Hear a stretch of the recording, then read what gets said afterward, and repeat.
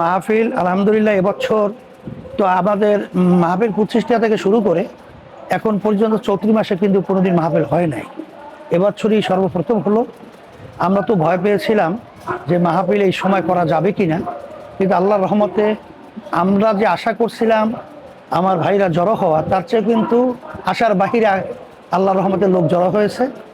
এবং এত গরমের মধ্যে হলেও আল্লাহর রহমতে তাদের আবেগ, উদ্বেগ, উদ্দীপনা, আগ্রহ দেখে আমাদের মনও খুশি লাগতেছে।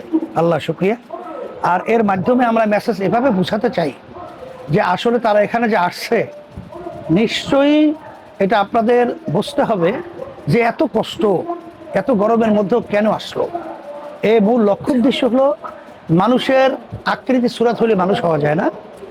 মানুষের কতগুলো মৌলিক গুণ আছে, সেই গুণগুলো এখান থেকে তারা শিখবে, বাস্তবে ট্রেনিং দিবে এবং মানুষ হিসেবে নিজের জীবনকে গঠন করার জন্যই তারা মূলত এখানে এসেছে।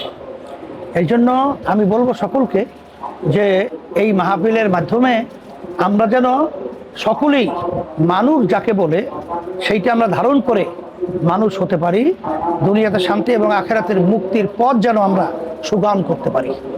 আল্লাহ কবুল করুন। এই বিষয়টা জাতির সামনে আমার মাধ্যমে উপস্থাপনের জন্য আমরা আসলে মূলত চাইতেছি যে যারা নাকি রাজনীতি করে তাদের একটা লক্ষ্য উদ্দেশ্য থাকে, সেটা হলো দেশ মানুষের কল্যাণ। এখানে আমাদের এই মাহফিল এবং আমাদের রাজনীতি এক কথায় সব মিলিয়ে লক্ষ্য উদ্দেশ্য হলো ইসলাম, দেশ, মানবতার কল্যাণ। তো যাই হোক, আমাদের দেশের মানুষ কবে বুঝবে এটা আল্লাহ ভালো জানে।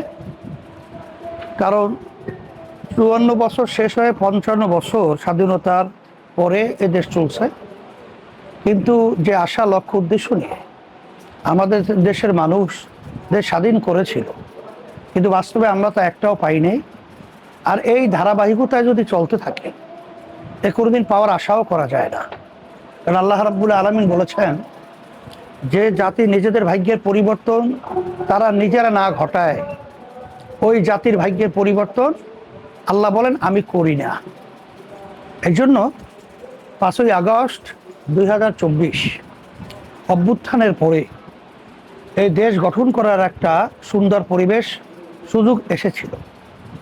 আমরা চেয়েও ছিলাম যে এখানে আমরা এই ৫৪ বছর পর্যন্ত যারা দেশ পরিচালনা করেছে, যেই নীতি আদর্শ নিয়ে আমরা দেখেছি তারা কিন্তু ব্যর্থ হয়েছে।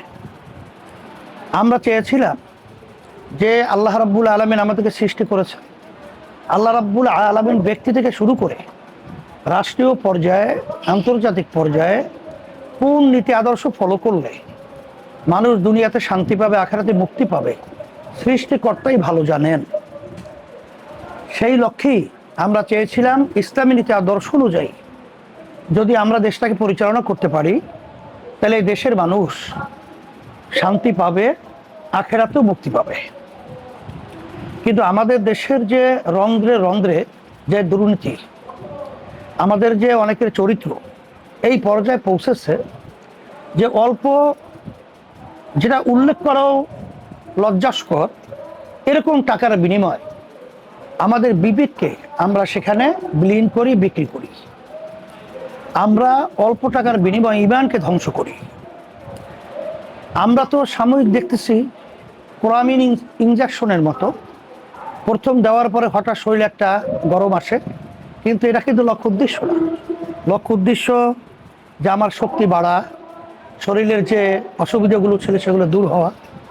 কিন্তু আমরা অনেকেই এই নির্বাচনের সময় কোরামিনের মতো হঠাৎ কিছু নগদ টাকার বিনিময়ে আমরা এমন দেশের ক্ষতি করি, মানুষের ক্ষতি করি, যেটা ভবিষ্যৎ সেটা আমাদের ধ্বংসের পথের দিকে আসলে বাস্তবে নিয়ে গেছে।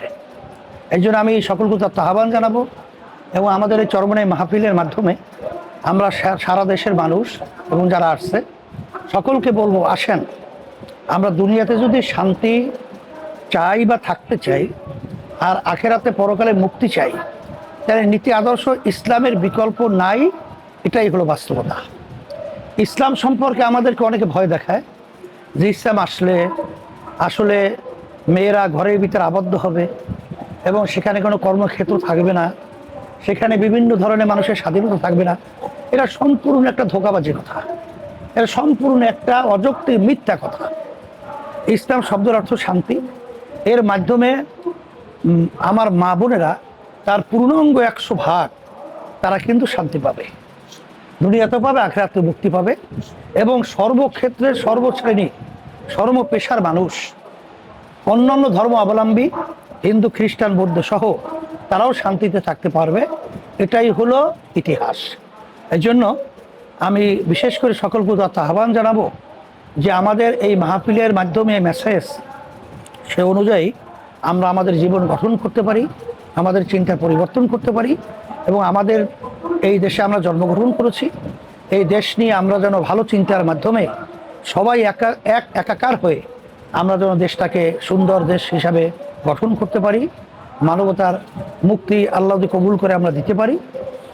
আর ইসলামের যেন মজবুত একটা অবস্থান তৈরি হয়, এই আশাবাদ আপনাদের মাধ্যমে সকলকে আমি মেসেজ হিসেবে পৌঁছিয়ে আমি দোয়া করি, আপনাদের জন্য দোয়া করি।